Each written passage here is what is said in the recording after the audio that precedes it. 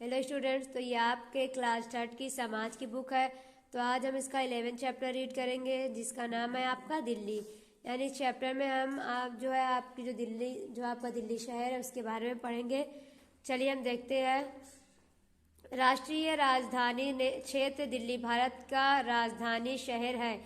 यह महानगर यमुना नदी के किनारे पर अवस्थित है। दिल्ली एक प्राचीन ऐतिहासिक नगर है। प्राचीन काल में यह इंद्रप्रस्थ के नाम से जानी जाती थी।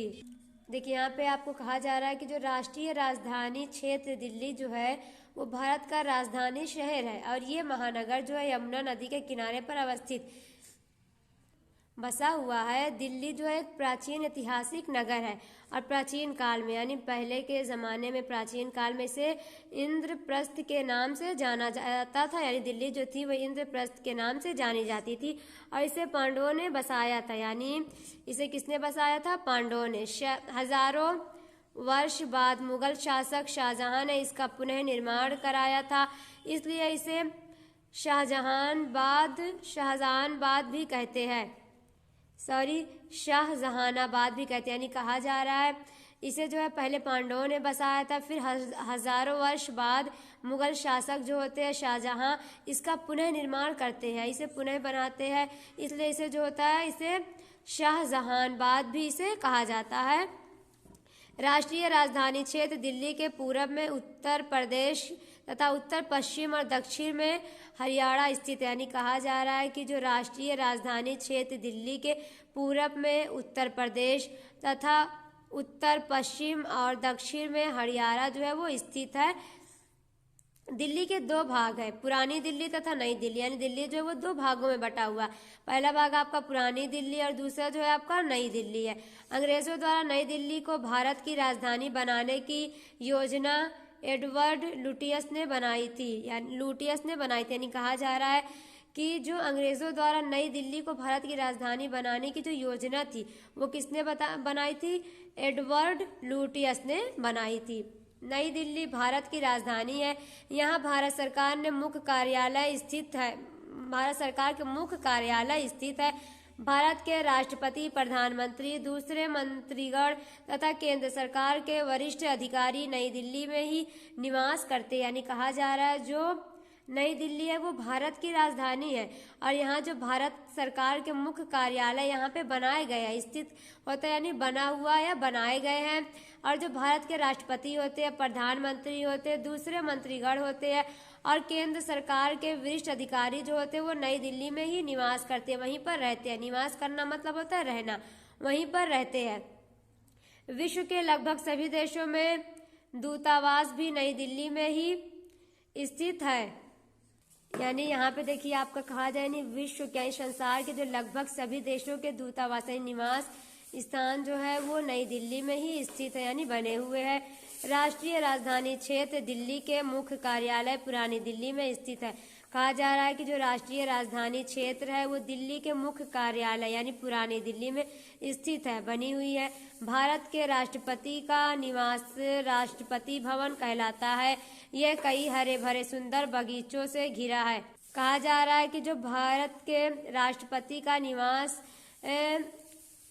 है वो राष्ट्रपति भवन कहलाता है। यानी जहाँ पे राष्ट्रपति रहते हैं भारत के उसे राष्ट्रपति भवन कहा जाता है। ये कई हरे भरे सुंदर बागीचों से घिरा हुआ होता है। इन बागीचों में से मुगल गार्डन अपनी सुंदरता के लिए प्रसिद्ध, यानी कहा जा रहा है इन बागीचों में जो मुगल गार्डन है वो अपनी सुंदरता के लिए प्रसिद्ध है, यानी जाना जाता है। राष्ट्रपति भवन के बगीचे वसंत ऋतु में आम जनता के लिए भी खोल दिए जाते हैं। यानी कहा जा रहा है कि जो राष्ट्रपति भवन के बगीचे होते हैं वसंत ऋतु यानी पतझड़ के मौसम में जो होते हैं आम जनता यानी साधारण लोगों के लिए भी खोल दिए जाते हैं ताकि वह उसमें जाके घूम सके, टहल सके। राष्ट्रपति भवन के निकट ही दो ब्लॉक केंद्रीय सचिवालय तथा संसद भवन, यानी कहा जा रहा है जो राष्ट्रपति भवन के निकट यानी नजदीक ही दो ब्लॉक केंद्रीय सचिवालय तथा संसद भवन जो है वो बने हुए। केंद्रीय सचिवालय में प्रधानमंत्री तथा अन्य मंत्रियों के कार्यालय स्थित है। यानी कहा जा रहा है जो केंद्रीय सचिवालय उसमें प्रधानमंत्री और तथा अन्य मंत्रियों के जो कार्यालय है वो स्थित है, यानी बने हुए हैं। दिल्ली में भारत के अन्य राज्यों से आए लोग बस गए हैं। ये लोग विभिन्न स्थानों पर कार्य करते हैं। इनमें से कुछ लोग सरकारी कार्यालयों में भी काम करते हैं। दिल्ली के निवासी हिंदी तथा अंग्रेजी भाषाएं बोलते हैं। इनके अतिरिक्त ये लोग अपनी निजी मातृभाषा भी बोलते हैं।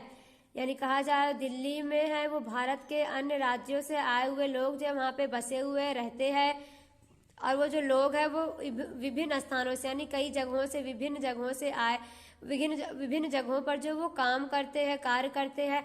उनमें से कुछ लोग जो होते हैं वो सरकारी कार्यालयों में कार्य करते हैं। दिल्ली के जो निवासी है वो हिंदी और अंग्रेजी भाषाएं बोलते हैं, और कुछ उनके अतिरिक्त यानी उसके बजाय कुछ लोग जो होते हैं अपनी निजी मातृभाषा भी बोलते हैं।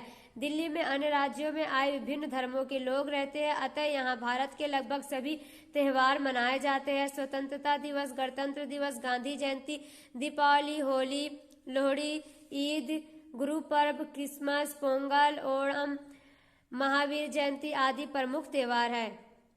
ओणम, महावीर जयंती आदि प्रमुख त्योहार। कहा जा रहा है कि दिल्ली में अन्य राज्यों से आए विभिन्न धर्मों के लोग रहते हैं, और वहाँ जो है भारत के लगभग सभी त्योहार मनाए जाते हैं।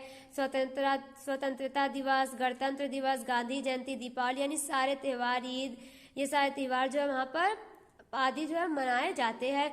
यही कारण है कि दिल्ली को लघु भारत भी कहा जाता है। दिल्ली को जो है वो लघु भारत भी कहा जाता है। फूल वालों की सैर सभी धर्मों के लोगों द्वारा मिलजुल कर मनाए जाने वाला विशेष त्योहार है। यानी कहा जा रहा है फूल वालों की सैर जो है वो सभी धर्मों के लोग मिलजुल कर मनाते हैं, और इसे विशेष त्योहार भी कहा जाता है। दिल्ली स्थित दर्शनीय स्थलों में जामा मस्जिद, कुतुब मीनार, लाल किला, लौह स्तंभ, हुमायूं का मकबरा, पुराना किला, लोटस बहाई मंदिर, बिरला मंदिर, जंतर मंतर आदि प्रमुख। यानी कहा जा रहा है कि दिल्ली में स्थित जो दर्शनीय स्थल यानी देखने वाला स्थान है जगह, उनमें ये सारी कुतुब मीनार, जामा मस्जिद, लाल किला, हुमायूं का मकबरा, पुराना किला, ये सारे जो क्या है वो प्रमुख हैं। इनके नाम जो है प्रमुख आते हैं। ये सारे जो है दर्शनीय स्थल है दिल्ली के। तो बच्चों आज की वीडियो में बस इतना ही। अगली वीडियो में आपको जो बचा हुआ चैप्टर है वो पढ़ाया जाएगा। तब तक आप इसे पढ़िए और समझिए।